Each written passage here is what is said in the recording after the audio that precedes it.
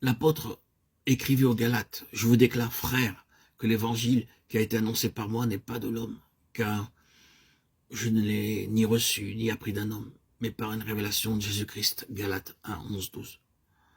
Ici, l'apôtre Paul dit clairement qu'il reçut ce message directement du Seigneur Jésus. Pensez au Seigneur glorifié avec les marques de sa passion sur ses mains, donnant lui-même à Paul l'explication de sa croix. Je l'ai reçu par une révélation de Jésus-Christ. La mort de Christ nous presse, parce que nous estimons que si un seul est mort pour tous, tous donc sont morts. Il est écrit très nettement que tous ceux pour qui il mourut, moururent avec lui. Ceci est la base de la vie de Dieu en nous. À moins d'avoir ce fondement clair et vrai, ce n'est que superficiellement que nous bâtirons.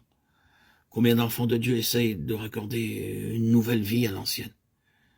Ils ne voient pas que la vieille vie doit aller à la croix pour faire place à la nouvelle. Il est tristement possible de vivre avec beaucoup de l'ancienne vie habillée avec soin pour ressembler à la nouvelle. La vieille vie utilisant de fait la phraséologie de la nouvelle.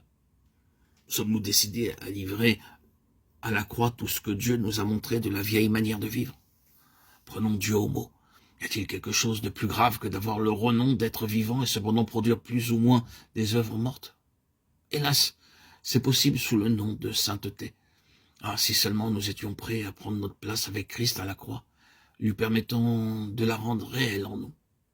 Alors, il y aurait de la place pour le torrent de vie et d'amour divin, de sorte qu'il entre et possède tout notre être.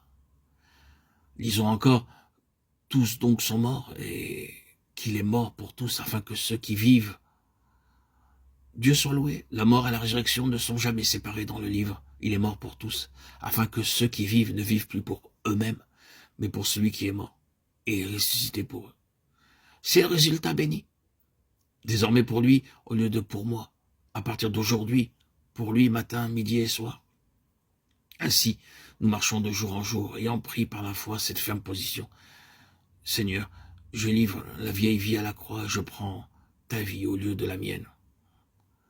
Beaucoup d'entre nous ont pris une fois cette position, et ensuite, ils l'ont laissé échapper parce qu'ils n'ont pas mis en pratique à chaque moment. Ils ont oublié qu'une fois n'est pas assez. Ce doit être portant toujours la mort de Jésus afin que la vie de Jésus soit aussi manifestée. 2 Corinthiens 4,10. Nous devons garder le fondement de la croix clair et vrai. Dès le départ, les deux aspects doivent aller ensemble. La vie par la mort et la mort comme la base de la vie tout le long du chemin.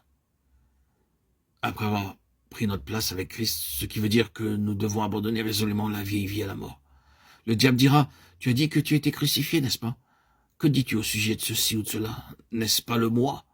Alors, nous devons, à propos, dire simplement, j'ai tout livré à la croix. Dieu dit que je suis mort avec Christ, et sur cette base, je me tiens fermement. C'est ma volonté, mon libre choix maintenant. J'apporte donc à la mort cette manifestation du moi et réclame la délivrance.